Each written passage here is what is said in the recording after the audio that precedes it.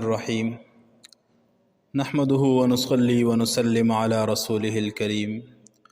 Welcome to Qazi on line Islamic YouTube channel.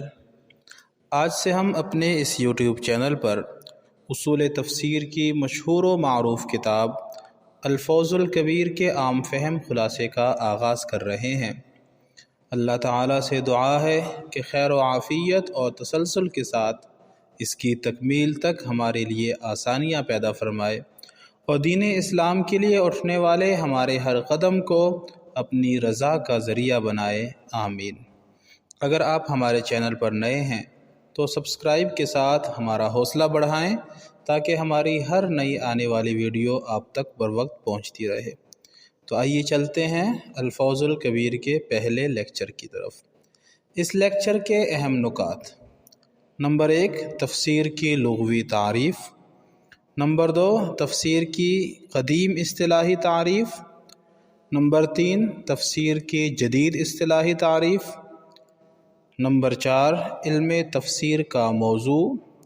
Number 5، علم تفسیر کی غرض و غایت۔ نمبر 6، علم اصول تفسیر کی تعریف۔ اور نمبر 7، علم اصول تفسیر کا موضوع اور غرض و غایت۔ تو یہ 7 چیزیں انشاءاللہ آج کے لیکچر میں ہم پڑھیں گے۔ تو سب سے پہلی چیز ہے علم تفسیر کی لغوی تعریف۔ تفسیر کے لغوی معنی ہے واضح کرنا اور کھولنا۔ اس علم میں چونکہ قرآن کریم کے معانی اور مطالب کھول کر بیان کیے جاتے ہیں، اس لیے اس علم کو علم تفسیر کہتے ہیں۔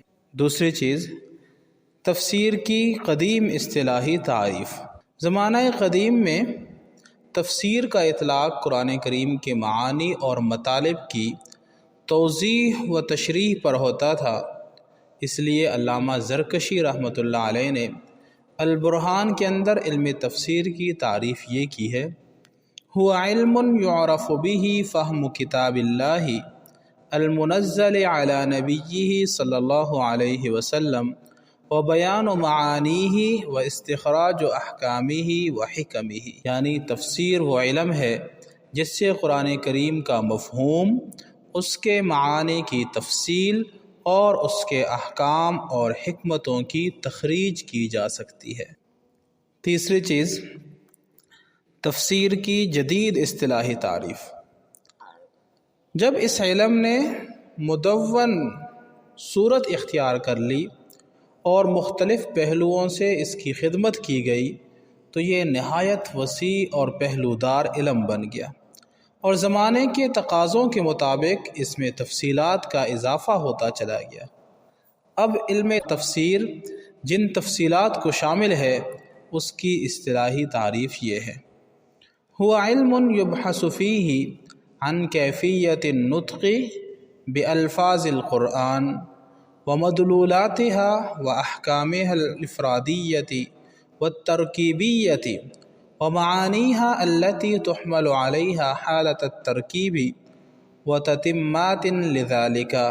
روح المعانی کے اندر علامہ آلوسی رحمۃ اللہ علیہ نے یہ تعریف لکھی ہے، یعنی تفسیر وہ علم ہے جس میں الفاظ قرآن کی ادائیگی کے طریقوں اور ان کے معانی اور ان کے انفرادی اور ترکیبی احکام اور ان معانی سے جن پر الفاظ ترکیب کی حالت میں دلالت کرتے ہیں اور اس علم کے تتموں سے بحث کی جاتی ہے۔ اس تعریف کے پیش نظر علم تفسیر میں جن امور سے بحث کی جاتی ہے وہ درج ذیل ہیں۔ نمبر 1، الفاظ قرآن کی ادائیگی کے طریقے، یعنی الفاظ قرآن کو جتنے طریقوں سے پڑھا جا سکتا ہے ان کی تفسیر میں وضاحت کی جاتی ہے۔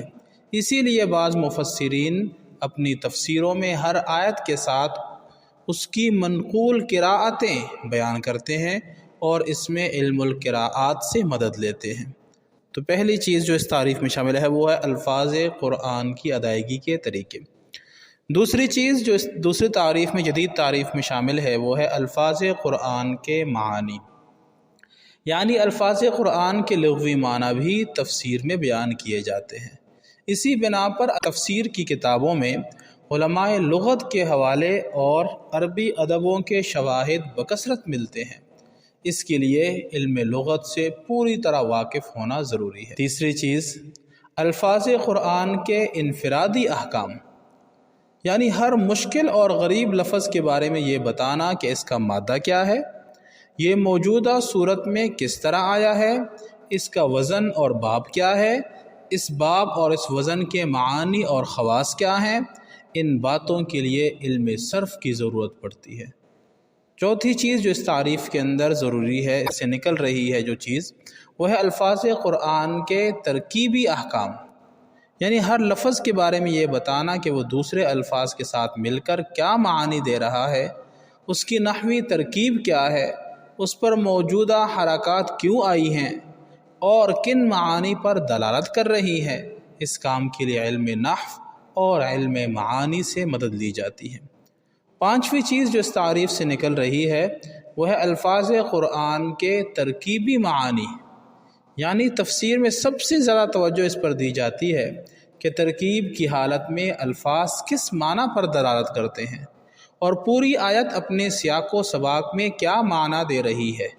تفسیر کا یہ بنیادی مقصد ہے اور اس کے لیے مختلف علوم سے مدد لی جاتی ہے۔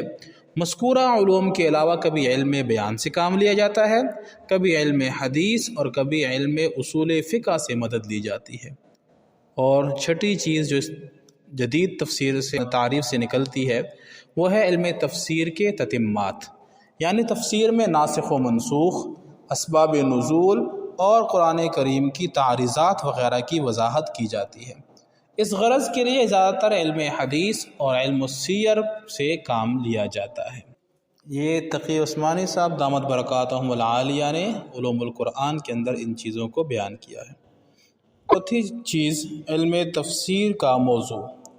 علم تفسیر کا موضوع نظم قرآن کریم ہے، مطلقاً نہیں بلکہ مراد خداوندی پر دلالت کرنے کے اعتبار سے۔ یہ نظم قرآن جو مراد خداوندی پر دلالت کرتی ہے وہ اس کا موضوع ہے، نہ کہ ہمارے ذہن کے اعتبار سے۔ پانچویں چیز، علم تفسیر کی غرض و غایت۔ اس کی غرض مراد خداوندی کو واضح کرنا اور قرآن کریم کا صحیح فہم حاصل کرنا ہے، اور اس کی غایت صراط مستقیم پر گامزن رہنا اور سعادت دارین حاصل کرنا۔ اللہ تعالی ہم سب کو قرآن کریم کا صحیح فہم عطا فرمائے اور صراط مستقیم کی ہدایت اور دنیا آخرت کی سعادت نصیب فرمائے، آمین۔ آگے ہے چھٹی چیز، علم اصول تفسیر کی تعریف۔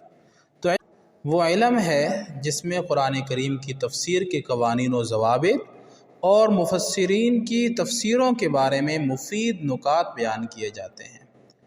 آخری چیز، علم اصول تفسیر کا موضوع اور غرض و غایت۔ علم اصول تفسیر کا موضوع وہی ہے جو علم تفسیر کا ہے، یعنی نظم قرآن من حیث دلالتہ علی مراد اللہ تعالی، یعنی اللہ تعالی کے مراد کے مطابق قرآن کریم کا نظم یعنی الفاظ، اور اس کی غرض، علم اصول تفسیر کی غرض تفسیر کے اصول و آداب سے باخبر ہونا اور اس کی غایت قرآن کریم کا صحیح فہم حاصل کر کے اس پر عمل کرنا اور دارین کی سعادت حاصل کرنا۔ تو یہ تھا آج کا ہمارا لیکچر، جس کے اندر 7 چیزیں بیان کی گئی۔ نمبر 1، تفسیر کی لغوی تعریف۔ نمبر 2، تفسیر کی قدیم اصطلاحی تعریف۔ نمبر 3، تفسیر کی جدید اصطلاحی تعریف۔ نمبر 4، علم تفسیر کا موضوع۔ نمبر 5، علم تفسیر کی غرض و غایت۔ نمبر 6، علم اصول تفسیر کی تعریف۔ اور نمبر 7، علم اصول تفسیر کا موضوع اور غرض و غایت۔ والسلام۔